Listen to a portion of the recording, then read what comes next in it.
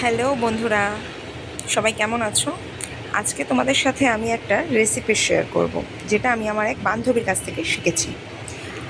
এটা হচ্ছে আফগানি চিকেন। চিকেনের মধ্যে এখানে মোটামুটি আমি 500 মতো চিকেন নিয়েছি। চিকেনের মধ্যে আদা, পেঁয়াজ, রসুন, তারপরে ধনেপাতা, কাঁচা লঙ্কা, একটুখানি আমি মিন্ট লিভসও দিয়েছি, পুদিনা পাতা, সমস্ত কিছু, নুন, অল্প একটু আমি হলুদও দিয়েছি। দিয়ে ভালো করে মশলাটাকে একটু পেস্ট করে নিয়েছিলাম। পেস্ট করে নিয়ে ওই মশলাটা দিয়ে, দইটার পরিমাণটা একটু বেশি দিতে হয় এতে, ভালো করে আমি ম্যারিনেট করে রেখেছিলাম। দেখো, দইয়ের সাথে মশলাটাকে ভালো করে আলাদা করে পেস্ট করে নিয়ে মশলাটাকে আমি ভালো করে ম্যারিনেট করে নিলাম। এবার এটাকে দেখো, ভালো করে মশলাটার সাথে চিকেনটাকে মাখিয়ে নিয়েছি। এবার এটা কিছুক্ষণ একটু ফ্রিজে রাখবো, যাতে এটা একটু ম্যারিনেট হয়ে যায়। যা গরম আর বাইরে রাখলাম না, যেহেতু সব ধরনের মশলা মাখানো আছে, একটু ফ্রিজে রাখছি। কিছুক্ষণ বাদে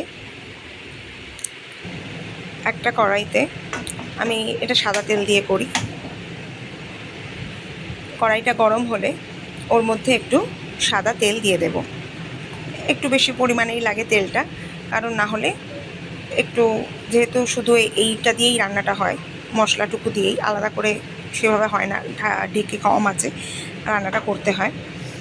তো তেলের মধ্যে এবার দিয়ে দেবো আমি কিছু গরম মশলা, গোটা গরম মশলা। আমি ওগুলোকে ক্রাশ করিনি, জাস্ট গোটা গরম মশলা তেলে দিয়ে দেব।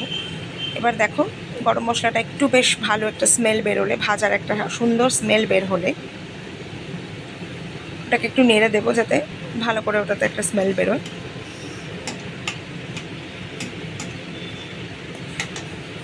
এরপর একটা সুন্দর স্মেল বেরোলে আমরা মাংসগুলো দিয়ে দেবো কড়াইতে।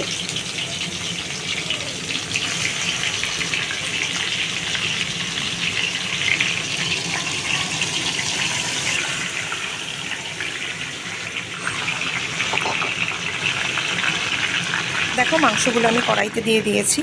এবার এটাকে প্রথমে আমি একটু হাই ফ্লেমেই মিনিট 3-4 নাড়াচাড়া করি। একটু হাই ফ্লেমেই রেখে একটু মিনিট 3-4 একটু ভালো করে নেড়ে চেড়ে তেলটা মশলাটা ভালো করে একসাথে মাখিয়ে নিয়ে, ভালো করে যাতে মশলাটার সাথে তেলটা ভালোভাবে মিক্স হয়ে যায়। দেখো, আমি ভালোভাবে এটাকে মিশিয়ে নিচ্ছি, এবং সেটা হাই ফ্লেমেই রয়েছে কিন্তু আমার গ্যাসটা।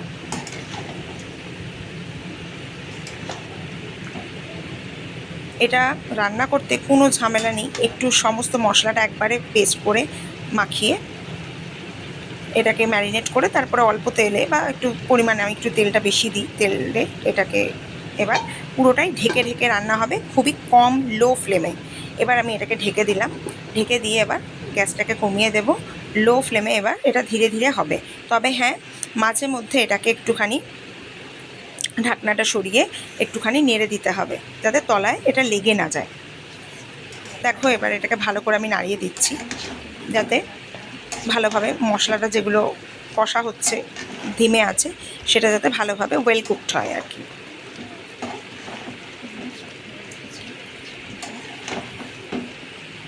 এইভাবে ঢেকে কন্টিনিউ মোটামুটি 30 মিনিট মতো লাগে এটা রান্না করতে, একদম কম আছে। ভালোভাবে এটা হয়ে গেছে। দেখো, কি সুন্দর একটা কালার এসেছে। এরপর আমি এর মধ্যে জাস্ট একটু অল্প 1 চামচ মতো বাটার দিয়েছি। দেওয়ার পর ওপর থেকে ছড়িয়ে দেব হচ্ছে কাসুরি মেথি। কাসুরি মেথির স্মেলটা যখন চিকেনের সাথে যায়, জাস্ট অপূর্ব একটা স্মেল আসে। দেখো, ভালো করে এবার এটাকে মিক্স করে দিতে হবে।